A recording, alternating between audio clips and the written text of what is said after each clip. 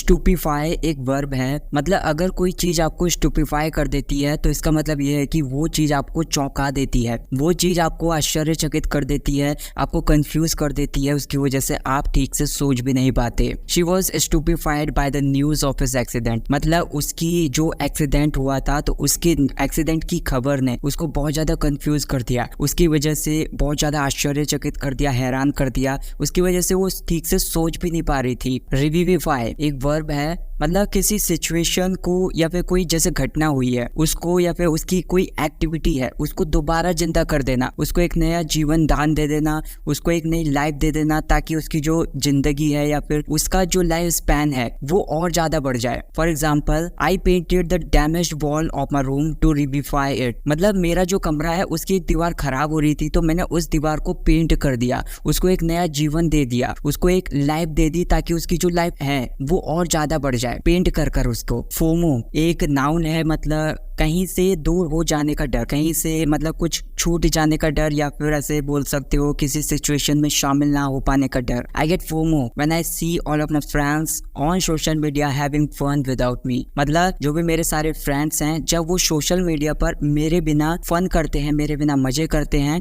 तो इस चीज को जब मैं फील करता हूँ, इस चीज को जब मैं देखता हूँ तो मतलब वहां पर शामिल ना होकर या फिर उस सिचुएशन को, उस मोमेंट को मिस करके इस चीज को देखने के बाद मेरे को ये चीज का डर रहता है कि मैं वहां पर शामिल नहीं हो पाया। इंफोटेनमेंट एक नाउन है, मतलब एक कंटेंट है जिसमें इंफॉर्मेशन भी भरी हुई है और एंटरटेनमेंट भी भरी हुई है। मतलब एंटरटेनमेंट और इंफॉर्मेशन दोनों का मिक्सचर है। For example, I love watching his content on YouTube because it is infotainment. मतलब जो उसका कंटेंट है यूट्यूब पर तो मेरे को वो वाला यूट्यूब पर कंटेंट देखने में मजा आता है क्योंकि वो इंफॉर्मेशन से भी भरा हुआ है और उसमें एंटरटेनमेंट भी है। ग्लोब इन मोड एक नाउन है, मतलब एक ऐसी स्थिति है जिसमें कोई पर्सन है वो बहुत ज्यादा थका हुआ महसूस करता है या फिर अपने अंदर किसी चीज को लेकर गुस्सा है, तो उस सिचुएशन में होने के लिए भी बोल सकते हैं ग्लोब इन मोड में है वो। For example, I am in goblin mode today, I just want to stay in bed and eat my breakfast. मतलब आज मैं ग्लोब इन मोड में हूँ या फिर बहुत ज्यादा थका हुआ महसूस कर रहा हूँ तो मैं बस अपने बेड पर ही रहना चाहता हूँ, मैं अपने बेड पर रहकर अपना ब्रेकफास्ट खाना चाहता हूँ। कंसाइज एक एडजेक्टिव है, मतलब कुछ है जो कि संक्षिप्त है या फिर थोड़ा से मात्रा में है, कम शब्दों में है। For example, give me your answer clear and concise. मतलब अपना उत्तर, अपना आंसर मेरे को दो, कम शब्दों में दो, मतलब संक्षिप्त दो, और वो उत्तर स्पष्ट भी होना चाहिए और वो उत्तर बिल्कुल क्लियर भी होना चाहिए। हॉबल्डीहॉय एक नाउन है, मतलब एक ऐसा लड़का है जो कि अनाड़ी है, उसका जो व्यवहार है, दूसरों के सामने पेश आने का तरीका है वो बहुत ज्यादा गलत है, बुरा है। A half wild looking hobbledehoy boy of 15 years came to my shop। मतलब आधा जंगली दिखने वाला इंसान और आधा अनाड़ी दिखने वाला इंसान वो मेरी दुकान पर आया और उसके जो बिहेव करने का तरीका था वो बहुत ज्यादा बुरा था, बहुत ज्यादा रूड तरीके से बिहेव कर रहा था। बॉल्स्टर एक वर्ब है, मतलब किसी चीज को एंकरेज करना या फिर किसी पर्सन को एंकरेज करना, उसको बढ़ावा देना, उसका साथ देना या फिर उसको और ज्यादा पहले से मजबूत बनाना। तो जैसे एग्जांपल है, when I performed on the stage everybody bolstered my confidence. मतलब जब मैंने स्टेज पर परफॉर्म किया तो हर किसी ने मेरे कॉन्फिडेंस को बढ़ाने के लिए मेरे कॉन्फिडेंस को इंकरेज किया ताकि जो मेरा कॉन्फिडेंस है और ज़्यादा बढ़े और मैं डिमोटिवेट ना हो जाऊं। बायोहैक एक वर्ब है, मतलब किसी टेक्नोलॉजी का यूज़ करके अपने दिमाग को या फिर अपने बॉडी को सुधारना, अपने शरीर को सुधारना, उसमें कोई कमी हो गई है उसमें इम्प्रूवमेंट लाना। For example, he biohacked his body by taking supplements and using a fitness tracker. मतलब उसने सप्लीमेंट और फिटनेस ट्रैकर को लेकर अपने शरीर को, अपनी बॉडी को सुधारने के लिए काम किया, या फिर उसके शरीर में कुछ कमी थी तो अपने शरीर को पहले से सुधारा, उसमें कुछ ना कुछ इंप्रूवमेंट लेकर आया वो। पेटफ्लुएंसर एक नाउन है, मतलब कोई पालतू जानवर है जिसके सोशल मीडिया पर बहुत ज्यादा बड़ी संख्या में फॉलोअर्स हैं तो उसको पेटफ्लुएंसर बोल सकते हो। तो जैसे एग्जांपल है, his dog is a petfluencer with over 1 million followers on Instagram. मतलब उसका एक कुत्ता है तो वो एक पेट फ्लुएंसर है, मतलब उसका सोशल मीडिया पर अकाउंट है और मतलब इंस्टाग्राम पर अकाउंट है और उसके इंस्टाग्राम पर 1 मिलियन से भी ज्यादा फॉलोअर्स हैं। तो मतलब वो जो कुत्ता है वो एक पेट फ्लुएंसर है। स्टैन एक नाउन है, मतलब प्रशंसक बोल सकते हो, किसी चीज का प्रशंसक या फिर किसी पर्सन का प्रशंसक बोल सकते हो। तो जैसे एग्जांपल है, he is a huge Udit Narayan stan, he knows all the lyrics of his songs. मतलब वो उदित नारायण का बहुत बड़ा प्रशंसक है जो कि एक सिंगर है।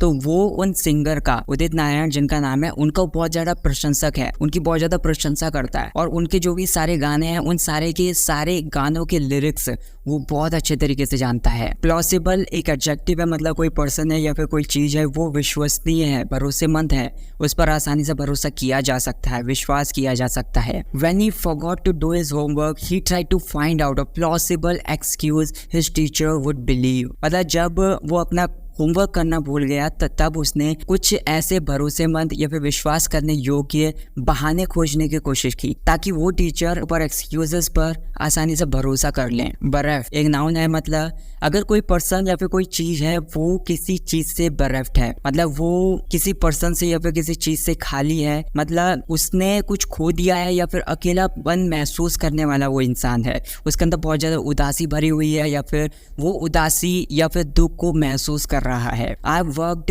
for 2 years to run my business, but I didn't get any profit. Now I am bereft of my hopes। मतलब मैंने 2 सालों तक अपने बिजनेस को आगे बढ़ाने के लिए, बिजनेस को चलाने के लिए काम किया, लेकिन मुझे कोई भी फायदा नहीं हुआ। लेकिन अब इसीलिए मैं अपनी उम्मीदों से खाली हूँ, मतलब मेरे अंदर कोई भी उम्मीद नहीं बची है कि अब मेरा बिजनेस चल भी पाएगा या फिर नहीं, आगे बढ़ाने के लिए कोई भी उम्मीद नहीं बची है, सारी की सारी होप्स मैंने त्याग दी हैं। एनरवेट एक वर्ब है, मतलब किसी को कमजोर बना देना, उसको ऐसा महसूस कराना कि उसके अंदर बिल्कुल भी एनर्जी नहीं बची है या फिर बहुत ज्यादा एनर्जी से रहित है वो। I had been having fever for 2 days, fever enervated me। मतलब मेरे को 2 दिनों से बुखार हो रहा था, तो बुखार ने मेरे को बहुत ज्यादा एनर्जी रहित बना दिया, मतलब मेरे अंदर ऊर्जा ही नहीं बची है और ऊर्जा रहित बना दिया। मतलब ऐसा महसूस हो रहा है कि मैं बहुत ज़्यादा कमज़ोर हो चुका हूँ। हैवी हार्टेड मतलब एक एडजेक्टिव है, वो बहुत ज़्यादा दुखी है, बहुत ज़्यादा उदास है, किसी चीज़ को लेकर, किसी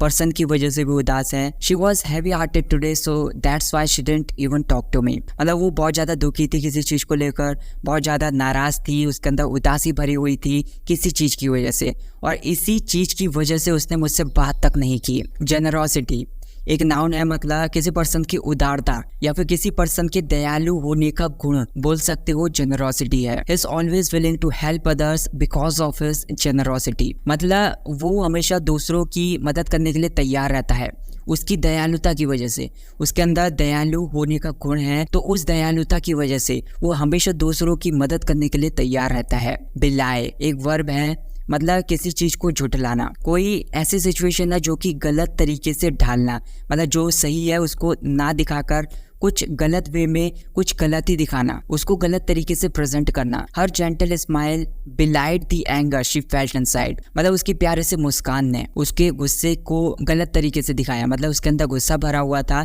लेकिन उसने प्यारे तरीके से स्माइल की, तो उस मुस्कान ने, उस स्माइल ने ऐसा दिखाया कि उसके अंदर बिल्कुल भी गुस्सा नहीं बचा है या फिर उसके अंदर किसी बात को लेकर गुस्सा ही नहीं है, ऐसा दूसरे को देखने के बाद लग रहा था। So thank you so much for watching this video. If you have like this video so please hit the like button and share this video and don't forget to subscribe this channel.